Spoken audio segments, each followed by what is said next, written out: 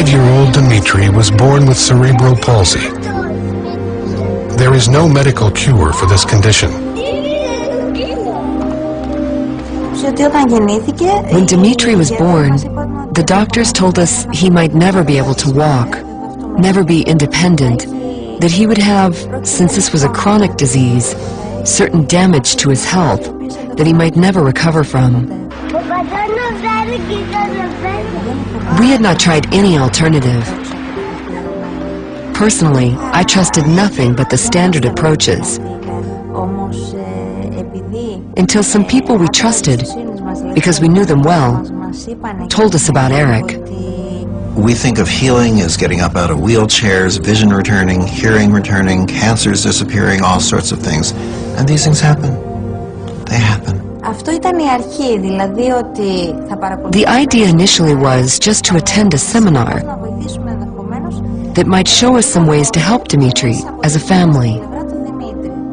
This little boy's parents came up and said, will I do a healing session after a presentation that I gave? And I said, well, they're closing the room, but let me finish signing these books and we'll get them to keep the room open for just a little bit longer. What's wrong? And they explained he had cerebral palsy. After the seminar was completed, they met for the first time, just for a short while, about 10 or 15 minutes. There's something in cerebral palsy that's very common where your feet, instead of your feet being able to be flat on the ground, the heel was up. So his heel would not be able to touch the ground. He was scheduled for surgery for that. He had to wear supports and braces. For him to be able to get up, he'd have to hold on to furniture or people's clothing. For him to be able to go down any steps at all, he'd have to sit down on the steps and push himself down a step at a time. And to go up, he'd have to crawl on his hands and knees. We stepped on the stage with Dmitry, put him on the bed that was there, and told him that he should stay calm and collaborate with Eric, and that nothing would happen that might bother him.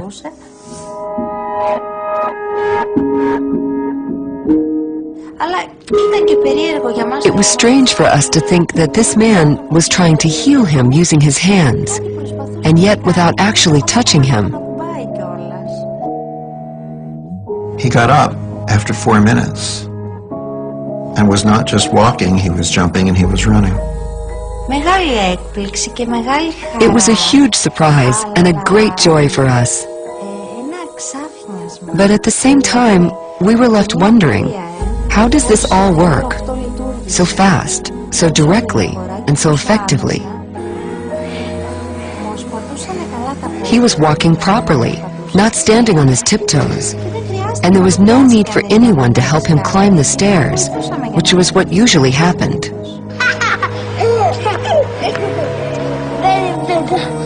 Other children may naturally walk up and down the stairs every day, but Dmitry was unable to do this, so accomplishing such things is very important for him.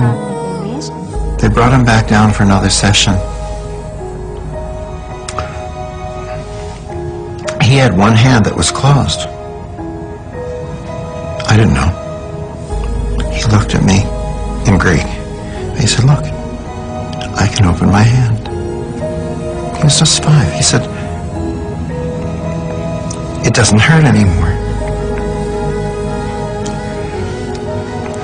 He said, look, I can hold a glass and drink by myself. Now his fist is open. It is relaxed and cooperates with the left hand much better, which is very helpful. It's not closed into a fist, which bothered him a lot. And when he wants to give us a hug, he used to do it with only one hand.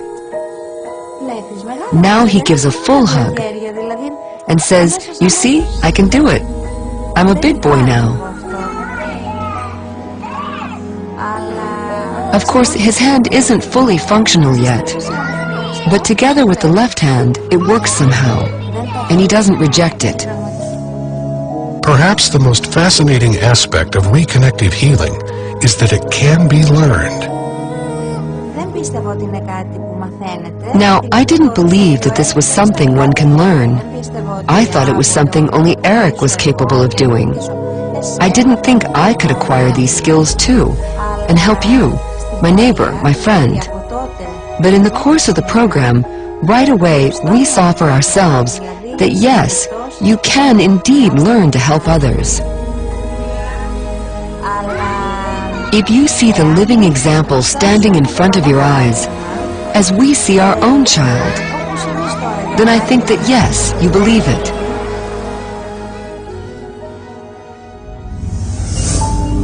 There are amazing healings taking place all the time. Yet, traditional allopathic medicine has no model or explanation for how these healings can occur. We don't understand how it is that even the simplest thing, like the healing from a wound that is so mundane that every child has experienced it, we don't have a full understanding of how that occurs.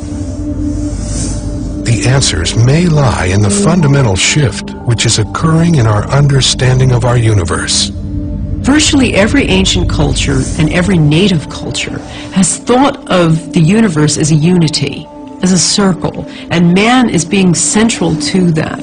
And it was only with the discoveries of Isaac Newton and René Descartes that ripped us out of the fabric of our universe and created this clockwork model where mind is separate from body and that we are separate from each other.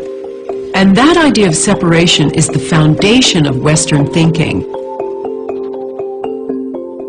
Now, Newton described a very well-behaved universe of separate things operating in space and time according to fixed laws. The idea of the body as machine. The body is this well-behaved machine with the two engines of the body being the brain and the heart, and the whole central orchestra being conducted by DNA. That's the model we have.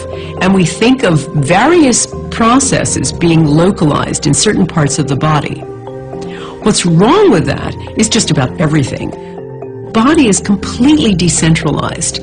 There is no central brain, in a sense, and that the brain is closer to an antenna receiver. It's closer to a transducer of information, a receiver and a transmitter of information, but not the central repository of that information. In our conventional world of biochemistry and cellular biology, we focus on a Newtonian belief of a material world. Through the history of science, we focus on the mechanical reality and have let go of the concept of energy and fields as information in biology. That's the Newtonian perspective that says, focus on the matter, don't pay attention to the rest of the stuff. Except that we're now recognizing that the mind, which is an energetic field of thought, which you can read with EEG wires on your brain, or even more interesting is a new process called magnetoencephalograph called MEG. While electroencephalograph, you put wires on the skin and read brain activity, magnetoencephalograph is a probe outside of the head, and it reads the fields of neural activity without even touching the body. So it basically says that when you're processing with your brain, you're broadcasting fields. 1875 to 1920 was this enormous growth of biochemistry, and it was then thought that chemistry is probably, we're a chemical machine. The answer is to put the right chemical in the body and you'll get better. To a point, that's correct, but it doesn't appear to be correct for chronic disease. It's correct in the short term. There was a major intellectual split going on at the time in physics, because the old Newtonian world, the clockwork universe, was going strong, and a few crackpots in Denmark, Germany, and to a lesser extent England, developed quantum physics and said that it doesn't work the way you said it works. It doesn't happen like that. And there were huge anomalies found in physics that could not be explained. And the upshot of this was that the old idea of a mechanical universe, where everything happens for a specific reason in its own way, had to be dropped. Quantum physics changed our perception of reality over 80 years ago. Surprisingly, this new viewpoint has yet to be incorporated into our current biology model. The main problem with the current biological model is that it's reductionist and mechanistic. That means, first, it tries to explain everything in terms of little bits, generally molecules, because they're the smallest things in organisms. And secondly, it tries to treat the organism as a machine that works simply in terms of physics and chemistry. Chemical reaction in the body is supposed to be central, and the main reason it occurs, according to current theory, is through molecular collision, so that one molecule collides into another, and that's how they have this information, and how we have a cascade of chemical processes. Now, if you think of the usual cell, a cell is like a swimming pool, and molecules are like a couple of tennis balls in that swimming pool. And according to this theory, one tennis ball is supposed to find another tennis ball in this vast body of water and do so instantaneously. And that is supposed to account for all the millions of instantaneous activities that occur in our body at every second. And that's ludicrous. The existing control system of modern medicine is enzymes, hormones, not consciousness, not emotions, not body field. All that is there as your control system is enzymes and hormones. And we find this a bit inadequate to explain the whole majesty of human behavior and sickness and the whole darn thing. It's impossible. Today's medicine still works on the old paradigm of physics, which dates back to the time of Newton and the primacy of matter. Modern physics has long ago eliminated that paradigm and understands that it is not matter, but mind or spirit, which is primary. Though it isn't defined as spirit, but as energy fields, as intelligent energy fields. We look to science as some sort of absolute truth and a story that's already been written. But the reality is that science is a story told in installments, and every new chapter oftentimes refines or completely changes what has come before. This intellectual pendulum swing, and it's swinging towards the idea of holism and looking at how an entire system works together. Whereas, you see, the doctors began to look at how each individual cell works, and they got down to the cellular level. That's all been done for 100 years. Great, we understand it a lot. But we don't understand how the cells talk to each other and how they deal with information. When I was 15 years old, I had a very serious motorcycle accident. I was on a motorcycle I shouldn't have been on, and we were hit by a car that caused a very serious wound in my leg. Ended up with 66 stitches. At the point of impact, I clearly remember having an out-of-body experience where my consciousness watched my body tumbling through the air and ultimately landing. And it was sort of shocking to me when I kind of came back into the body. That said to me that perhaps my consciousness isn't just in my brain, but that it is imbued with more quality than that. And then as I was facing a very serious outcome, they talked about the possibility of having to amputate part of my leg. I remember laying with a cast from my hip down to my ankle and thinking about how to rally my immune system through my thoughts such that I could promote healing in my leg. And so I would lay on the couch and I would visualize my immune system, and I could feel it tingling. I could feel the healing happening in my leg. And I didn't come from a medical family. I have no idea at all where this idea came from. But somehow it was noetic. It came directly to me that that was what I needed to do. And ultimately they took the cast off, and I'm a two-legged creature still, thank goodness. And so I think that there was something about, my own personal experience with that healing, that there was something about recognizing that my mind was important to my body, and my body was important to my mind, that I just knew intuitively. Mind, intention, belief. Can these factors influence healing? If you think you have an incurable disease, if you think it yourself, you are right. If you think your problem is curable, then you are also right. It all depends on your intention. When you think about intention, what is intention? And how does intention play a role in healing? Intention plays a role when you think about how our thoughts and our emotions and our cognitions influence our immune system and our endocrine system. And we know that this happens. We know that people who feel a tremendous amount of stress, for example, have a diminished capacity in terms of their immune system's functioning. It's been discovered in the laboratory over the last 15 or 20 years, for example, that intention does have physical effects. So, for example, we recently conducted a study where we recruited couples, one of whom had cancer. And we took the partner of the cancer patient and we trained them in what we call the compassionate intention program. And so they were invited in to participate in a training program. A lot of it had to do with meditation, it had to do with heart opening, it had to do with subtle energies. And we took them through this training program, and then we asked them to go home and continue to practice this intervention for 8 weeks. We brought them back and we put them in our laboratory, and we monitored the patient in one room, and we put them in a 2,000-pound electromagnetically shielded room so that there was no possibility of electromagnetic fields or the partner of the cancer patient talking to them on their radio, on their cell phone, and saying, okay, breathe deeply now. We could rule out any of those kind of conventional explanations.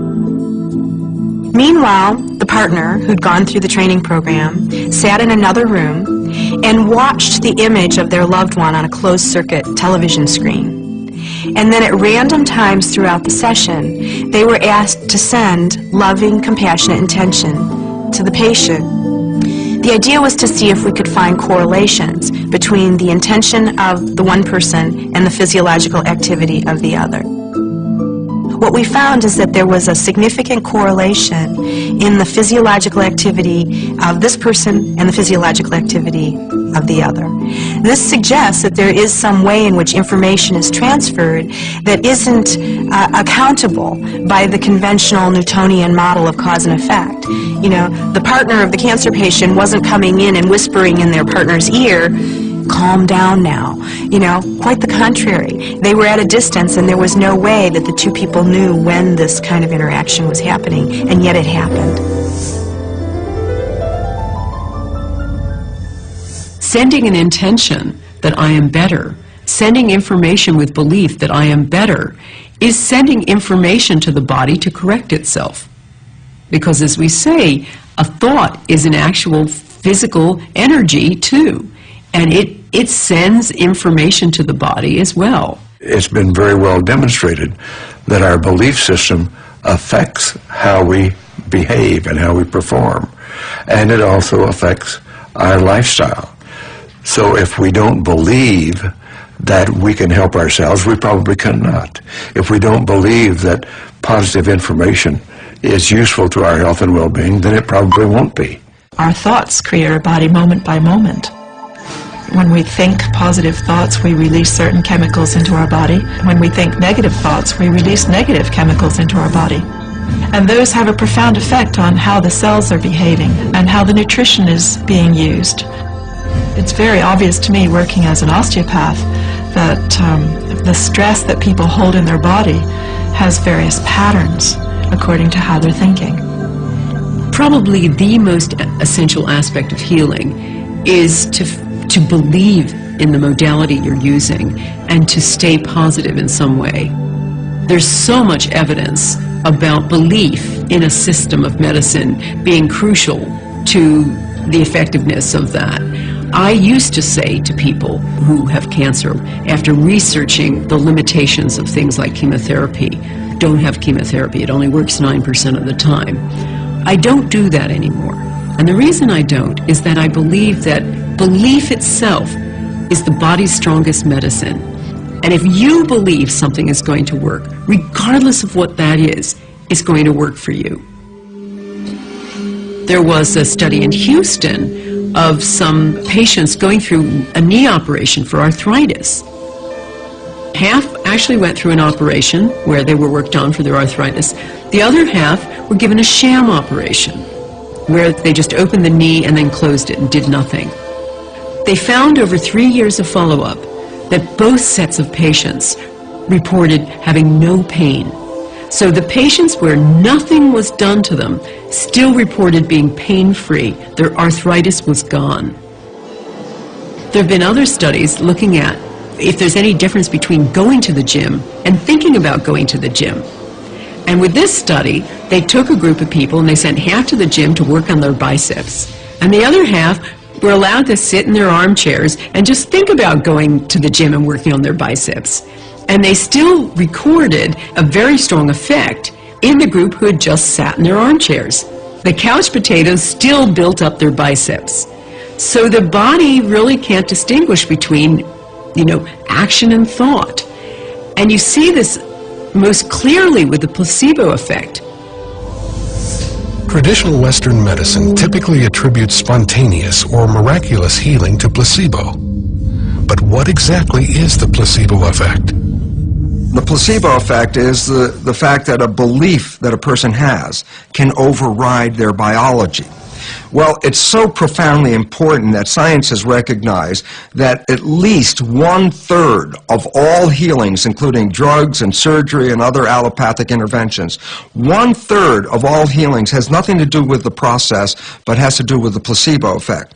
That a person believes that the process is going to heal them and heals themselves in spite of the fact that maybe the pill was a sugar pill or the operation was just a sham and wasn't real.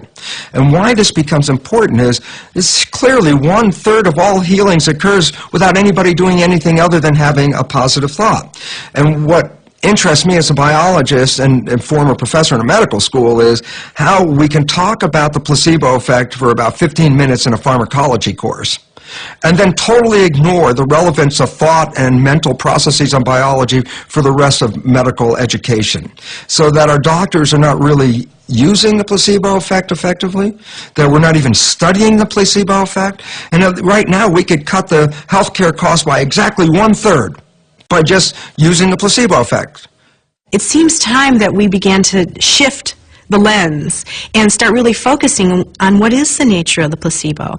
How is it that you can take an inert substance, something that has no known medicinal capacity, potential, and that inert substance not only can create physiological changes in the body, but actually somehow is able to manage a whole cascade of responses within a very complex system, such that it can target the liver or the kidney or the lungs. That is a great mystery, and we don't understand that, and much more needs to be done.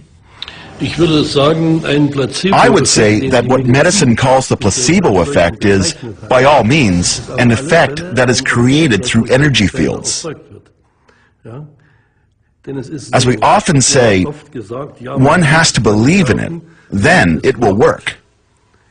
That is correct, yet we don't think about how we actually do that every day. If, for example, we want to watch RTL, a German TV station, then we press the RTL button, which means that we go into alignment with the frequency where RTL can be received. RTL is always present, but if we don't focus on it, then we won't receive it. So, when I want to watch RTL, I have to focus on it. I have to engage in it. And here, it is the same. When I focus on something with my mind, the information follows this attention. The placebo effect is really another way of talking about the body's self-healing capacity. And anything that unleashes more of that is going to be a better system. I was absolutely desperate to have children. It was one of the reasons why I'd gotten divorced. I wanted children and my husband didn't. So I moved to London thinking it would take me a maximum of 2 years to find myself a new partner and settle down, and I'd be out in the country having my 2.5 children and I'd be totally happy. That was my plan. I was very good at making plans. So there I was. I had my osteopathic practice. I was seeing clients. And I was stressed, frustrated, depressed. And I had been having headaches for years, maybe 10 years. I'd been having these terrible headaches which were getting worse and worse and worse. Sometimes they lasted as long as 5 days. I had a routine visit with my doctor, and the doctor found that my hormone level was very much out of balance and immediately suspected that I had a tumor. So I was sent for a brain scan, and they diagnosed a prolactinoma. It was a huge shock, out of the blue, and I felt at first how unfair. I went off to the medical library and started to learn everything I could about this tumor. And when I discovered that it caused infertility, I thought, that is so ironic. Every cell in my body was saying, I want children, and I had somehow created a tumor that stopped me having children. There had to be some reason for this. There had to be, this was too much of a coincidence, I thought. And I got very curious. Because of my alternative medicine background, I decided to treat it alternatively, rather than go for the orthodox drugs or surgery. Ariel decided to utilize neuro-linguistic programming, or NLP, to approach her tumor. So then I got into doing NLP at a much deeper level. Got through the master practitioner level, came home, and was totally inspired as to what I could actually do. I started to really understand what NLP was all about. NLP is a practical form of psychology, which starts from where you are now and looks at where you want to be and uncovers what's in the way. If you have, like my 5-day headaches, and you'd like to be without a tumor in your end state, the journey to get from square one to the end square is, what we actually start exploring with NLP. Ariel made some very interesting discoveries as she began working with NLP. Now, remember, I was the person who thought every cell in her body wanted children. And what I discovered was that deep down, that going back to early childhood, I had such an abhorrence of what my family had been like, that the last thing in the world part of me wanted was to be a mother. And this really shocked me. I thought I wanted one thing, and in fact, an unconscious part of me was going in a completely different direction. And when I understood the reasons why it didn't want children and what it was based on, I was able to kind of let go of that and allow it to be the way it was, and at least to understand why I'd created a life that didn't go down that path. One day, I heard myself shouting inside my head. It was like this little voice saying, I'm so sick of this. I just want to be rid of this whole nightmare. I want to be rid of this tumor. And I stopped in shock as I listened to this voice inside my head, and I went, wow, there's a lot of anger in there, a lot of frustration. That's a lot of self-attack. If I'm attacking my tumor with all those thoughts of wanting to get rid of it, that's murderous. That can't be healing. And I had never looked at healing in that way. And I realized then that every thought I'd had was actually about making it go away. Now, that's a conflict. That's a huge inner conflict. And I decided to look at that a little bit more closely. And I thought, well, what would be the opposite? It has to be acceptance. I thought to myself, well, what would it be like if I really accepted this tumor? And this was quite a few years later, but it was absolutely a turning point in my healing when I realized that my tumor had taken me down a journey I'd never planned. It had taught me things I had never intended to learn. I had changed my career. I had changed my whole outlook. I had learned lots of things about myself and others. I had insights I'd never had before. I'd met amazing people, wonderful people all over the world. I'd had the support of people all over the world. And I realized I liked myself a lot better. And so I thought, okay, I can see that this tumor hasn't been totally bad. What if it has a purpose or a reason for being here? Because obviously it's done a good job so far. So if it's got a purpose for being here and it's still here, maybe there's still a purpose. What would happen if I gave it permission to stay for the rest of my life? It was 6 months after I had that realization and I got to the point of accepting the presence of my tumor, I had my routine blood test and went to see my specialist, and to my surprise, my hormone levels were completely normal. And when my doctor saw them, he just went, "Wow, that's incredible." And, you know, I thought it had been a mistake. I thought maybe the blood test reading was wrong or something. I said, "Well, you know, so much time has passed and I'm older now. Maybe my hormones have changed." He said, No, can't be that." He said, "This can only mean one thing. Your tumor has gone." And he said, "This is a real credit to you. I don't know how you've done it. I don't know what you've been doing. But I have to tell you, I've seen you for 10 years, and you're not the same person you were 10 years ago. You are completely different."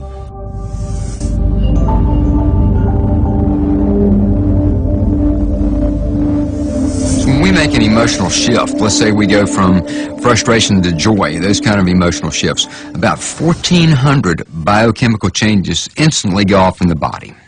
Now, if you think about the course of one day, all the emotions that we feel, the highs and the lows, and you know, the myriad of emotional textures that occur through our perceptions during a day, you can see that emotions are creating lots and lots of changes in our physiology. So it makes a lot of sense to start paying attention to the emotional diet as well as to the physical diet. That's one of the keys to better health, and certainly to slowing down the aging process.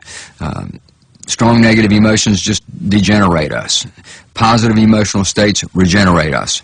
Become simple math. Feel more love, more care, more appreciation, and your health's got a better chance of improving and staying that way.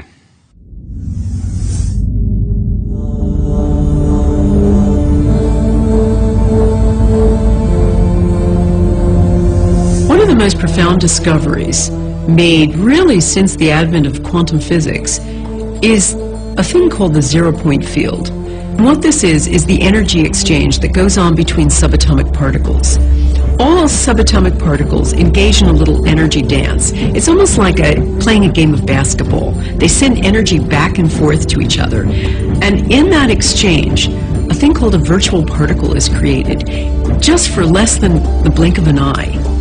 Now, that little individual exchange isn't much energy. It's about a half a watt's worth.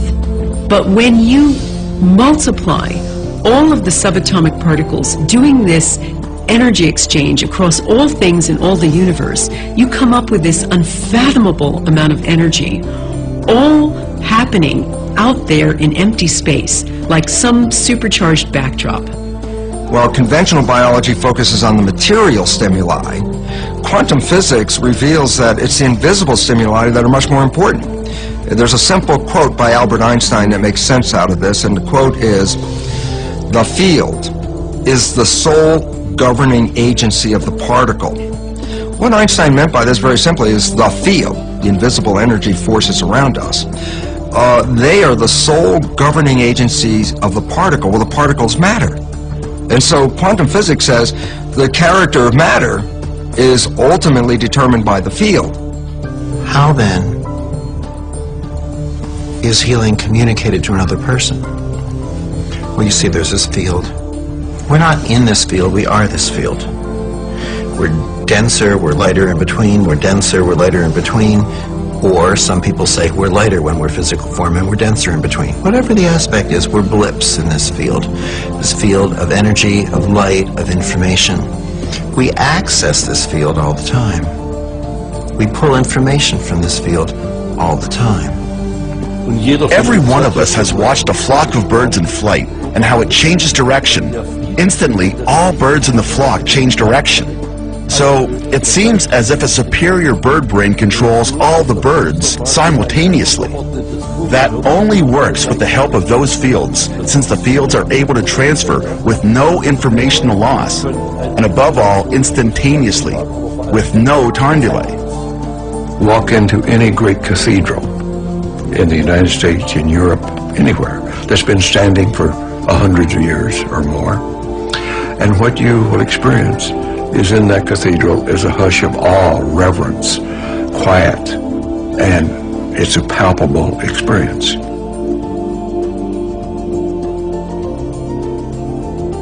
Why is that true? It is true because for hundreds of years The people going into that cathedral have been on their best behavior. They have been in awe and worshipful and in a state of mind that the quantum emissions from the body-brain are emitted into that cathedral, absorbed into that cathedral, and fed back in later centuries to the participants coming into it. And that's why they feel this sense of hush, awe, and reverence. We're all part of this giant energy field, this zero-point field, that we're all connected, and that we're connected across the furthest reaches of the cosmos.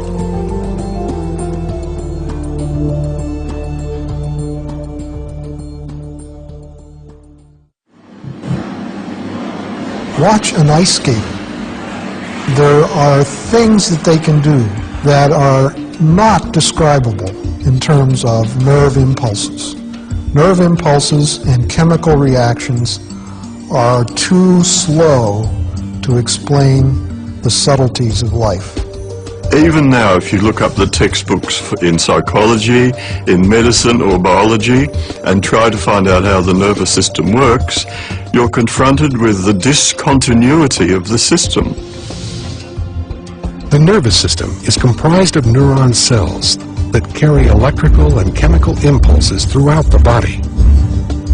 If you measure the impulses of the nervous system, we get some of them going at 200 miles an hour, whereas other of them going at 2 miles an hour, and I think those of the pain reflexes are very slow. How on earth the brain or any other part of the body can coordinate the nervous system and your very fine movements when these impulses are supposed to be traveling at many different speeds is just an impossible problem. If you're a dancer, for example, we're moving in 3 dimensions and you're moving in time. How on earth that person can coordinate all of these important dance steps is quite a mystery. This seems to be impossible with the contemporary model of the nervous system. We need a field theory to explain how the nervous system in all its complexity can coordinate everything that happens in the body. We now know, when you study nervous system activity, that the brain can start firing synchronous pulses throughout different areas of the brain virtually instantaneously. The significance of these coherence of these pulses that begin to fire when actually consciousness is functioning is when scientists looked at how fast you could coordinate all these different areas that were focusing at the same time, that the coherence of the firing was faster than the physical ability of cells to communicate from one area to the other.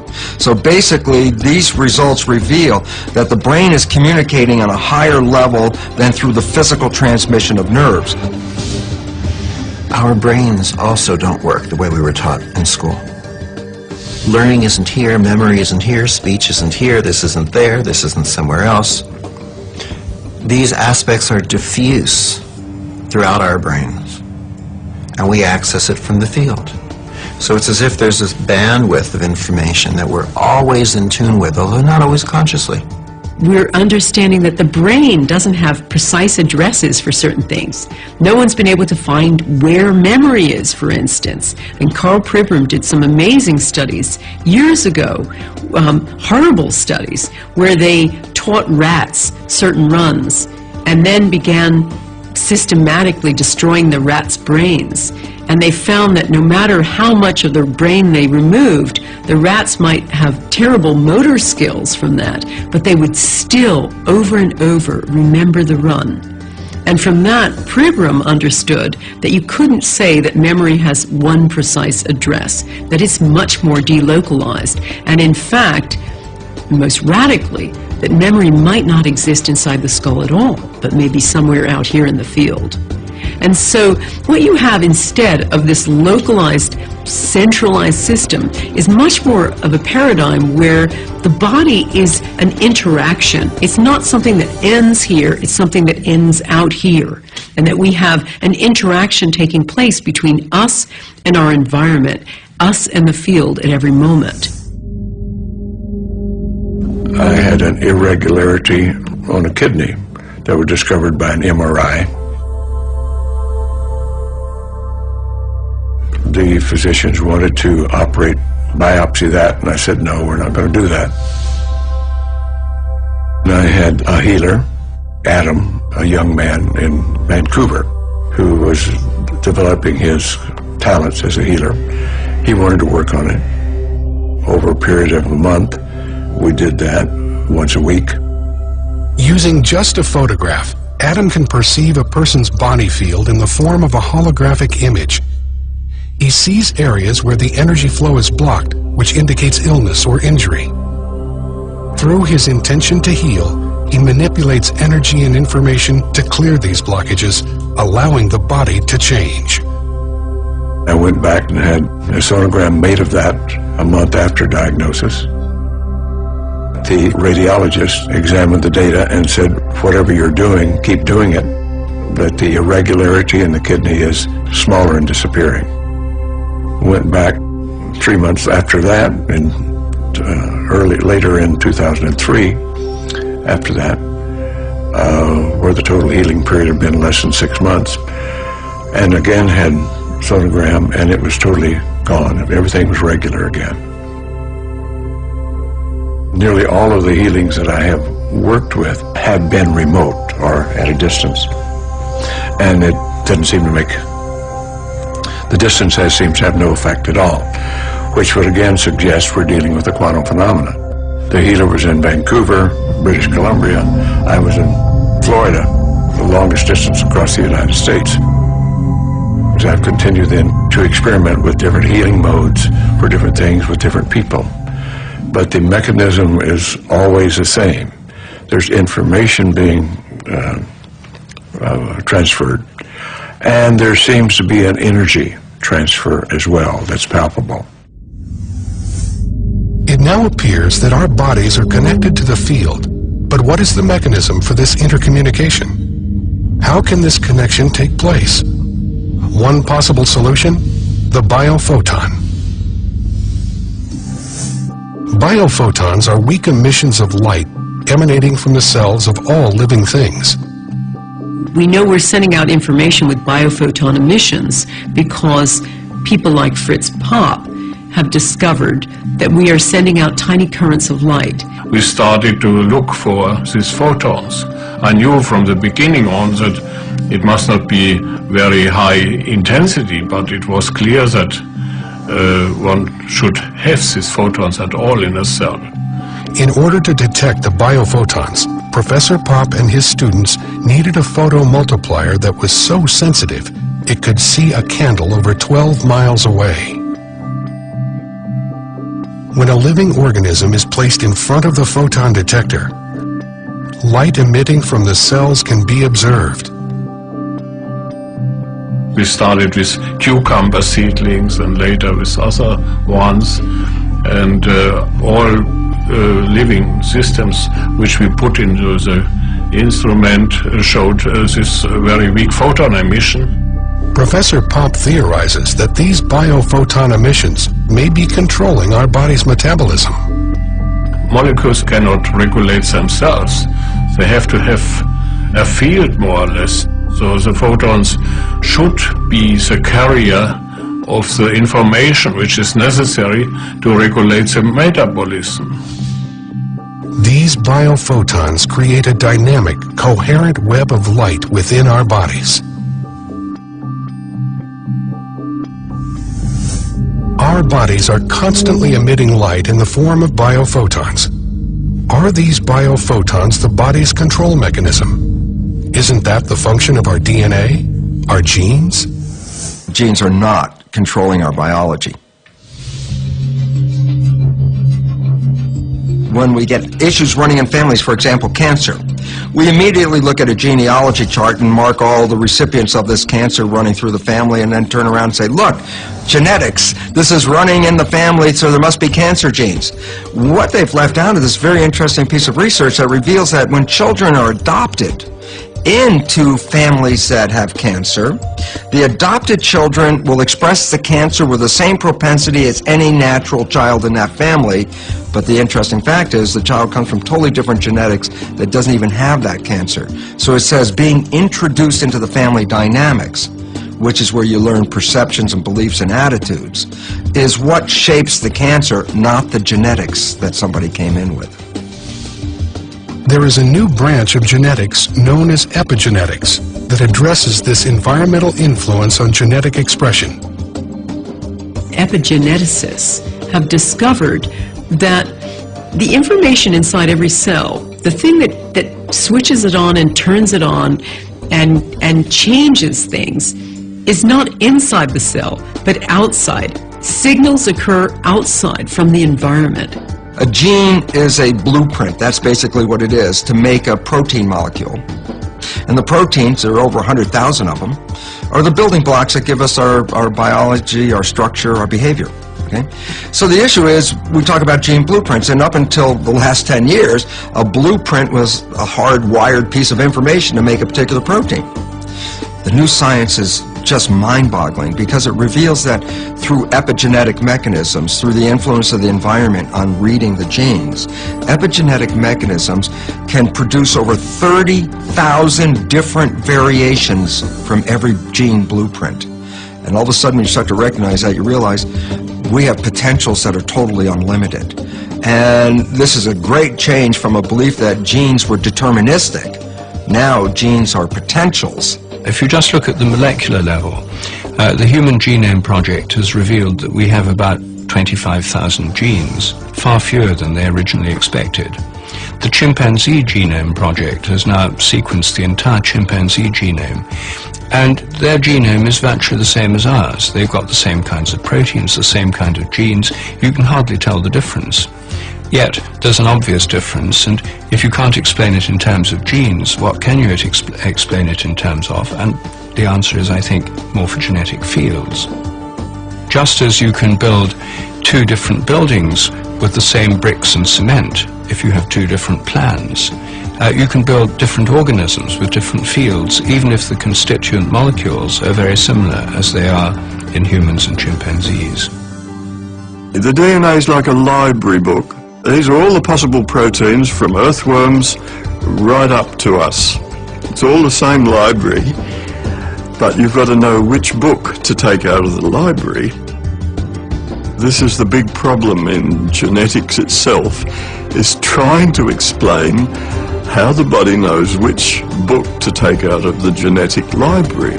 And we think the body field is what decides which piece of information is taken from the DNA.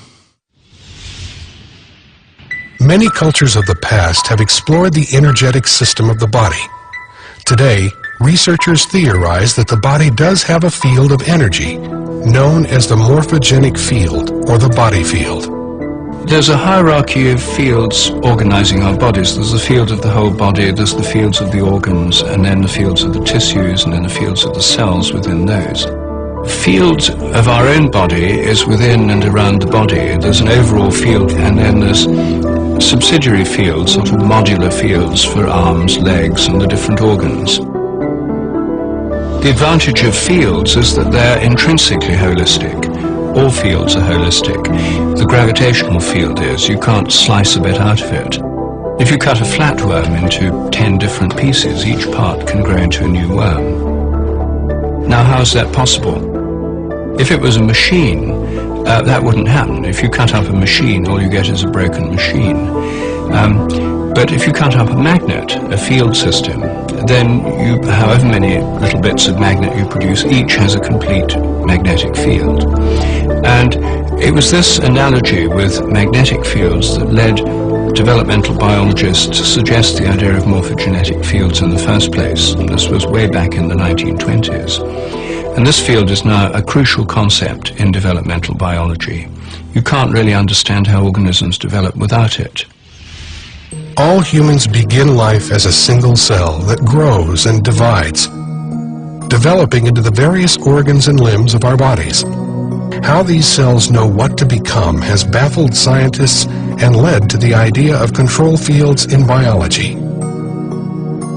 We've already found that there are different parts of the body field, some of which relate to the muscles and connective tissue. Another part of the body field that relates to the brain and nervous system, yet another one for the morphic field, which connects back to the DNA and the genetic information of your body. So it links up with medicine in many places, so it's not different from medicine, it's just going a little bit further conceptually. These energetic fields may provide the information necessary for controlling the body. How does the body know to maintain its temperature at a particular temperature? What decides, or who decides, what is going to be the correct blood pressure for that person? Nobody knows, and we're saying, as a holistic idea, the body field decides to turn all the knobs. Morphogenetic fields, or more generally fields of information, yes, are control systems over and above the molecular level or the biochemical level. They're systems that organize the body, they organize the developing organism. Plants have them too, all animals have them. They maintain the form of the body, they help bodies to recover from disease or damage, they underlie regeneration, for example. We can go even further and could say that the human body actually is structured information, or in other words, that the human body is an energy field. An energy field of standing, stationary, scalar waves that are correspondingly organized, structured, and contain a great deal of information. And I think that we really need a field-based model of the body if we're ever going to be able to integrate different forms of healing or medicine into a coherent understanding. The body field is an energetic field filled with patterns of information. All of the organs in our bodies generate their own specific fields. One organ in particular seems to generate significant fields which affect the entire body. The heart is the emperor in the system. The liver and all the organs have other tasks, but the heart is overruling all.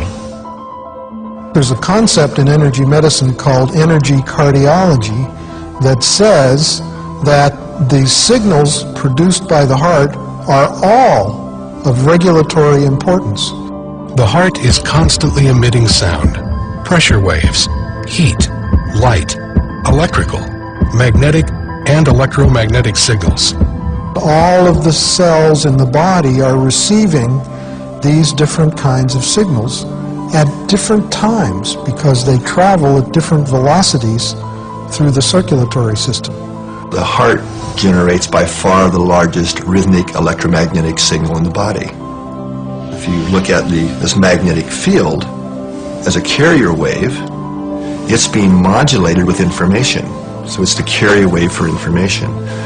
And the work in our lab has shown quite clearly that it's modulated with emotional patterns. In other words, if we're feeling angry or frustrated, irritated, the information that's being imprinted on that magnetic field is very different than if we're feeling care or love or compassion towards that person. The heart has been found to have rhythmic beating patterns that can be incoherent or coherent.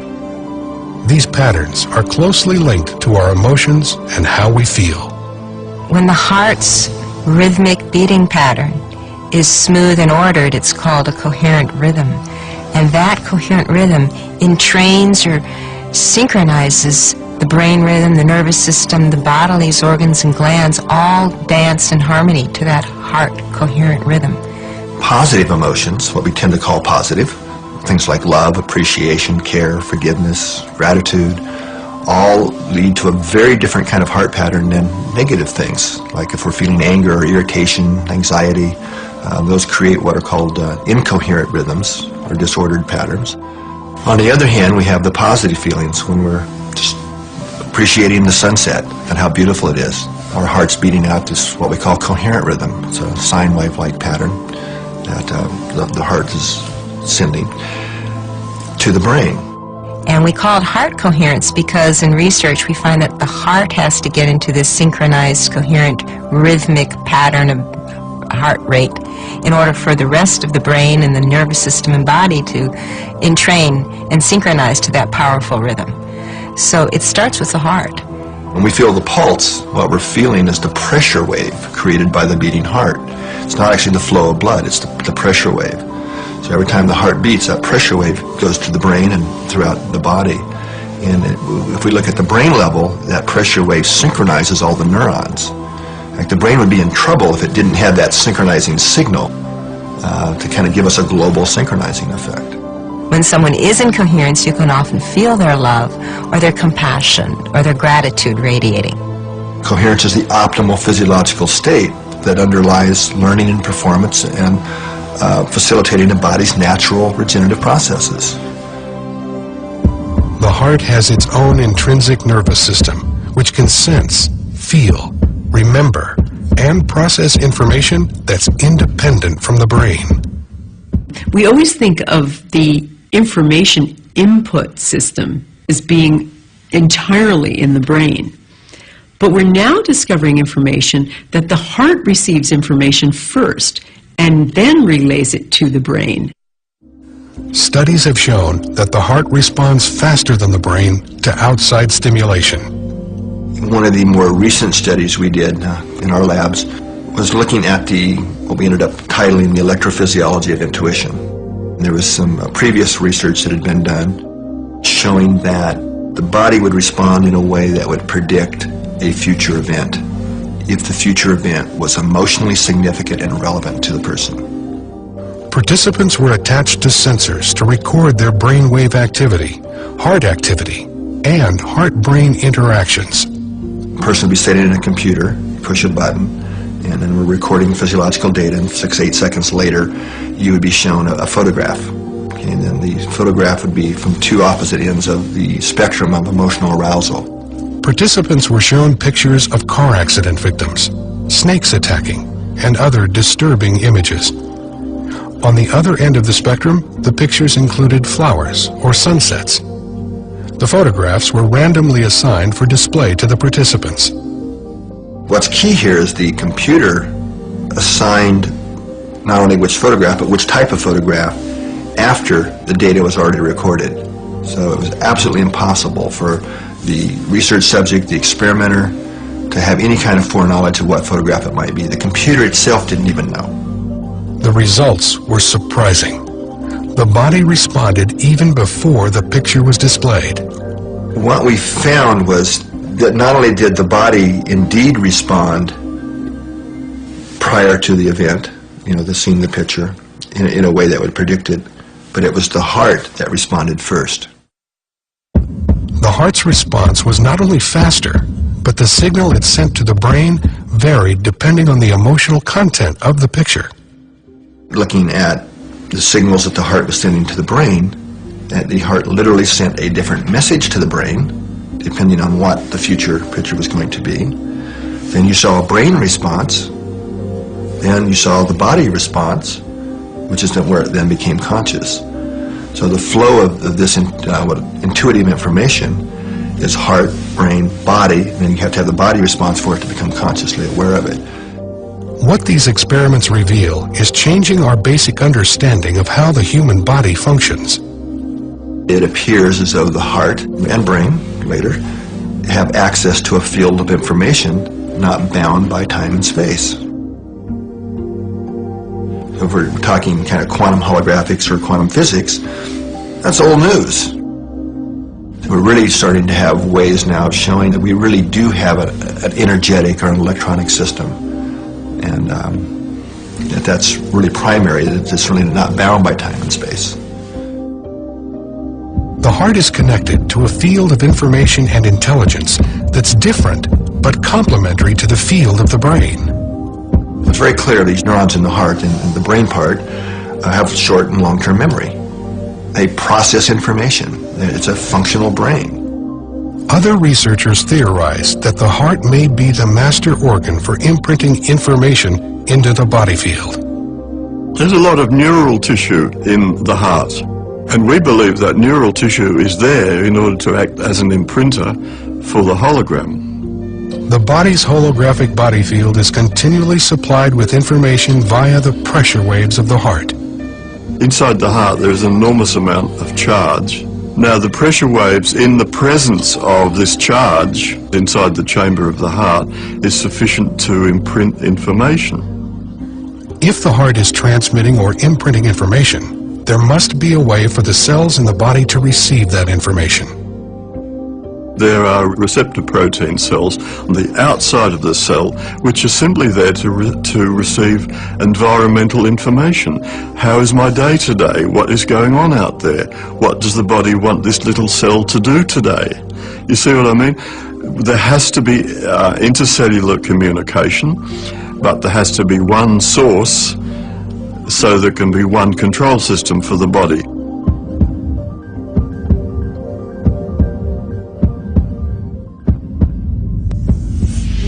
This control system is sending out information to the body via the body field. But what exactly is information?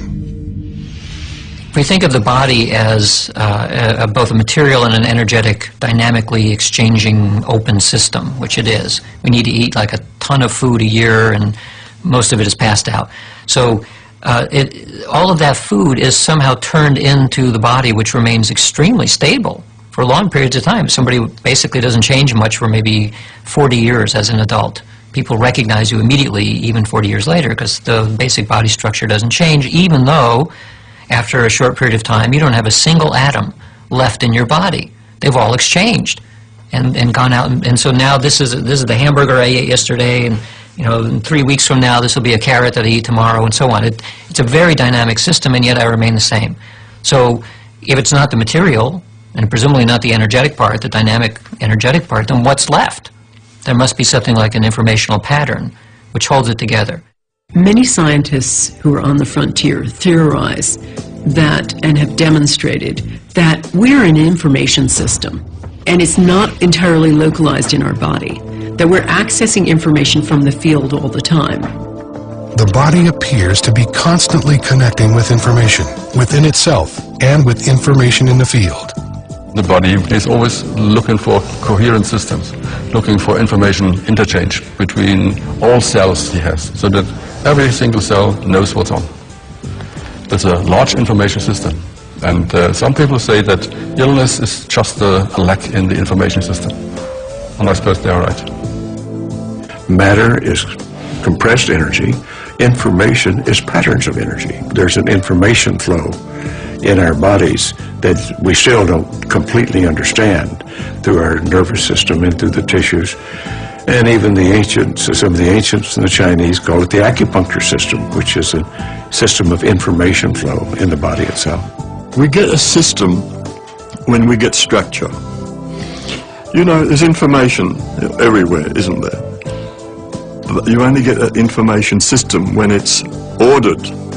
And the great thing that was discovered in the 1980s was that the acupuncture system appears to be an organized system. It's not just a random group of acupuncture meridians.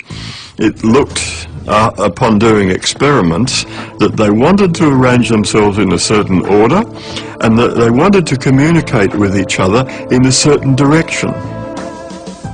So we're saying that information has order, and that's what makes the body feel, is the order itself.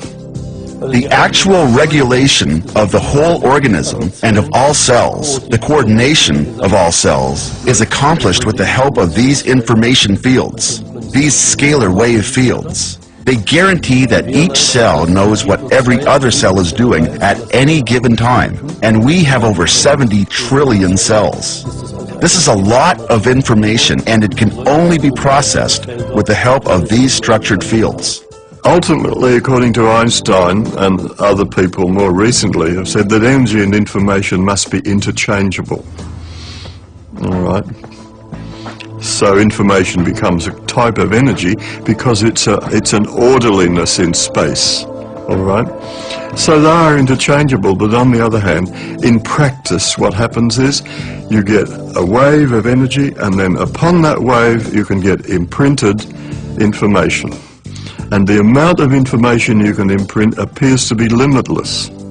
Informational medicine, medicine that takes information and changes disturbed information, is going to be the future of medicine. Apparently, the control system of the body is not genes or chemistry, but information, which seems to be available in the body field. Is it possible to put new information into the body to affect wellness? That is exactly what a number of researchers are doing. That we've learned how to stop the distortion of information that occurs as a result of various disease processes. Once you stop the distortion, surprisingly enough, the physiology begins to work, the chemistry comes right. There are really wonderful healing stories to be told here. And it's simply because we've learned how to correct the distortion of information in your body field. Disease is, in a sense, scrambled information. And so if we can access the appropriate information, we correct the scrambling. And that's what a number of these new energy modalities are doing. They're basically correcting that information scrambling. That's what we're done too. I was diagnosed with thyroid cancer when I was 20, which resulted in having to have surgery, and they removed all but a fourth of my thyroid gland. I've had to take a synthetic hormone to give me the thyroid hormone that I needed ever since. I was diagnosed with chronic fatigue syndrome some years later, and fibromyalgia some years later, which, I just continued to get sicker and sicker. My husband had to pick me up out of the bed if I had to get up. He had to feed me, set me up in the bed and feed me. It got really bad to the point is where pretty much so bathed her and carried her from the bed to the bathroom and things of this nature just to for her to survive on a daily basis. They really didn't know what to do for that type of illness. I was pretty much told that you just kind of had to live with it. I couldn't help her, and no matter what she told me, what hurt or what felt bad or what was happening, I couldn't help her, and neither could anybody else, we didn't think. My doctor finally said, Vanessa, I really don't know what to do for you at this point. All I can do is try to give you medicines to make you more comfortable. But I would suggest that you go see this nutritionist, and maybe she could help you figure out what you can eat, or at least, you can start to get some nutrients from something. Vanessa actually was referred to me by her endocrinologist. When she first came to me, she was literally not able to spend the day at all out of the bed. She had lost a tremendous amount of weight. She was allergic to almost everything. I was having a lot of trouble finding any foods that I could eat at all, which really resulted in me being so weak. The inside of her mouth had a lot of sores inside of it. The lips had multiple sores on them, like a cold sore type thing, and her hair was like straw and coming out. The first thing I did was the nest testing. The system is designed to determine areas of distortion in the body field. New information is made available to the body by ingesting drops that have been imprinted with an information pattern. I started her out at the dosing that we would have addressed a child because her energy fields were that weak. So we started out very, very cautiously. One morning I woke up after I had been seeing Deborah probably for a couple of months, and I just had this feeling that I hadn't ever had, and I knew that this was the answer. And I felt so good that I just cried. I just sat up in the middle of my bed and I just cried and cried and cried. In about 6 months, she reached an energy level of where the body was beginning to transfer message more effectively, to where every layer that we went through, she was showing remarkable health changes. Being from a man's standpoint and a southern country boy type person is how I grew up. I first thought it was hocus pocus, And I had my doubts, and it took a while, but I see now that it's phenomenal. It truly is. I've become healthy enough to what I think is living a normal life again, because now I can clean my own house. I can cook my meals. I can even work in the yard. I can even wash my car. I can do things that I never thought I would ever be able to do again. It's 180 degrees from where it was. It's just a total turnaround. It really is. I really don't know how to explain the difference in the way I feel. It's like I died and I come back to life. And I never thought that I would ever feel this way again. I got my life back. I got my life back. And it's wonderful.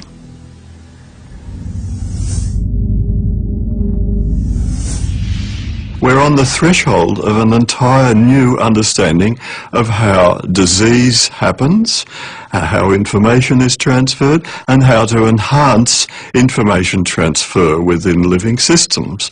There's a vast increase in chronic disease in our community, and I believe using these information methods that we can treat the chronic disease that couldn't be treated before. One of the most remarkable instances of the effectiveness and the instantaneous effect of informational medicine I heard about recently, and it had to do with this system called thought field therapy, which is an energy psychology that supposedly heals and changes negative thoughts around us. And the theory is that negative thoughts hang around us almost like a net, and they affect bodily systems. They use this system in Kosovo with survivors of the war in former Yugoslavia. These were families who had been severely traumatized because the Serbs had killed half of a family just so the survivors would be demoralized. So they took a group of people who had severe post-traumatic stress syndrome, who would have required years and years and years of talking cures and medicine and all that sort of conventional thinking. And they gave them thought-filled therapy. And to a person, this is 100% of the people in this study were made virtually instantly better, to the point where they were laughing, joking. They were healed completely from this trauma. Even the practitioners of energy psychology were blown away by the power of this modality. But this just gives us one small example of the power of using information as medicine. So the most important thing for people to do is to take total responsibility for their health. Not to think that it comes from outside themselves or that somebody else can give it to them. And by taking total responsibility, that may mean they have to start with choosing the thoughts that they think so that they are in a good state of mind, the state of mind that's most conducive to healing. One of the fundamental things that has to change in the future of medicine is this focus on the gene as being the solution to every illness. If you look at what epigeneticists are coming up with, you have an understanding that the gene is really subordinate to this outside information system, and that we have to look at information rather than the gene as being the thing that we have to crack, so to speak. We have to come up with information systems that regularize the things that go wrong. I think there is absolutely no question that healthcare today at a global level is in crisis. And it's a crisis of meaning, it's a crisis of economics, it's a crisis of leadership, and it's a crisis of our models and our understanding of what promotes or facilitates healing. We do things like we have a war on cancer. We try to destroy invading organisms. It's a warfare model of health and disease and how to treat disease. And the body really doesn't go for that. We have to learn from other cultures, from other traditions, from the observations of all the different kinds of healers that are working in our own cultures at the moment. We have to take the best of modern science and use it to integrate what's going on. what we need to do is foster a revolution that shifts our model from a disease-centered orientation to a healing-centered orientation.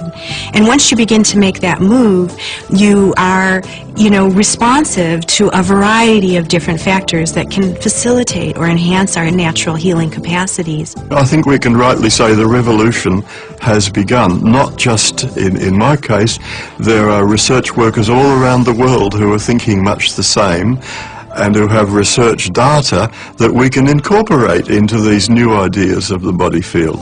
But I think now we have a viable scientific theory for how the body stores and accesses information. So we do have a medical revolution on our hands.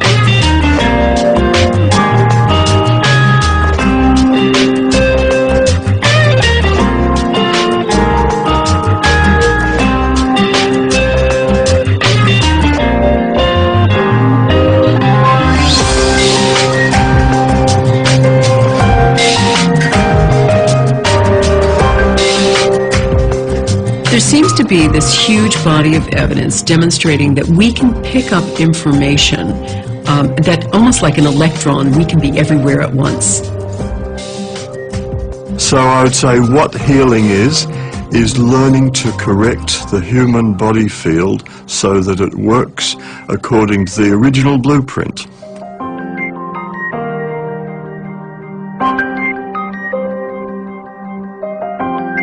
So ultimately what I'd like to see is a shift from this disease-centered to this healing-centered model, and recognizing that healing is a profound mystery and that we have so much to learn, and rather than presuming we have the answers, staying open to the possibility that there are new things that we can discover for how to enhance the human condition.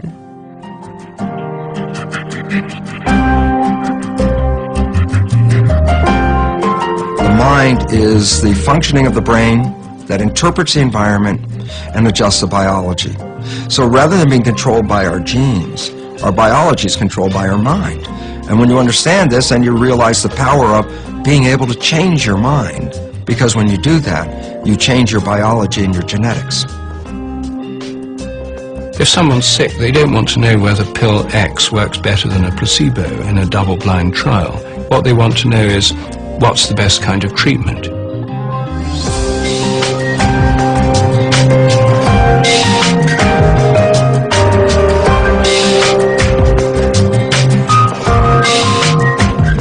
I believe that we are more powerful than we realize. I believe that many of the medical techniques that we're finding to be very successful, people can do on themselves once they understand their own energetics. It's very clear that negative information is deleterious, or that if you accept it into your body and into your belief system, it will change the way you react and change your state of health.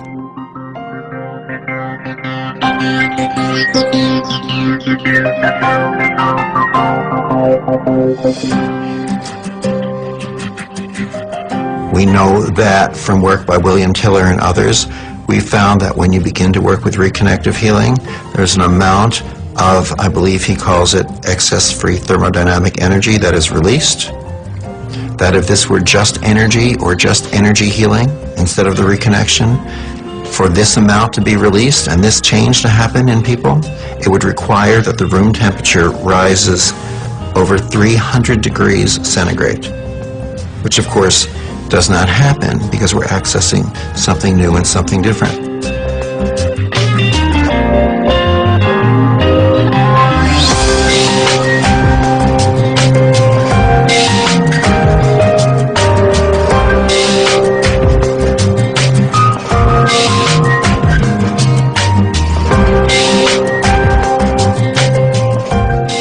Coherence is the natural resonant state of the human body. In other words, we do have, us humans, we have a resonant frequency.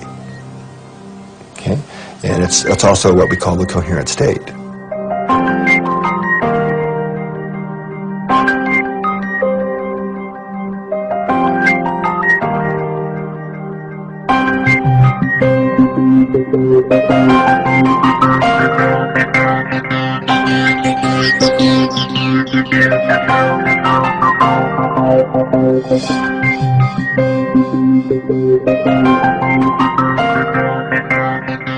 So a miracle starts with a change of thinking. It's like when I changed my thinking about my tumor, and I decided it was my best friend and my guide, rather than it being the worst thing that had ever happened to me.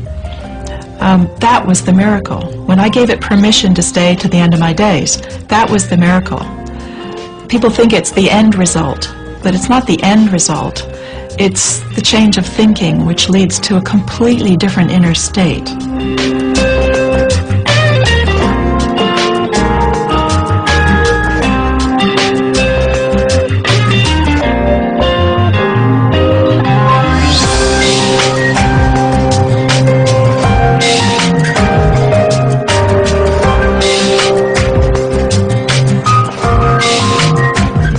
You need both. You need the will to be healed and the good information from a therapist, from infoceuticals, whatever.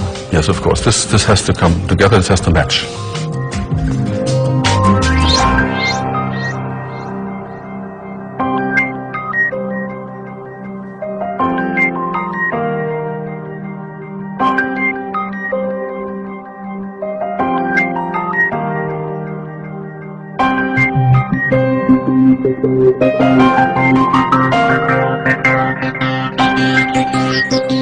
So healing is restoring the body's own self-repairing mechanisms.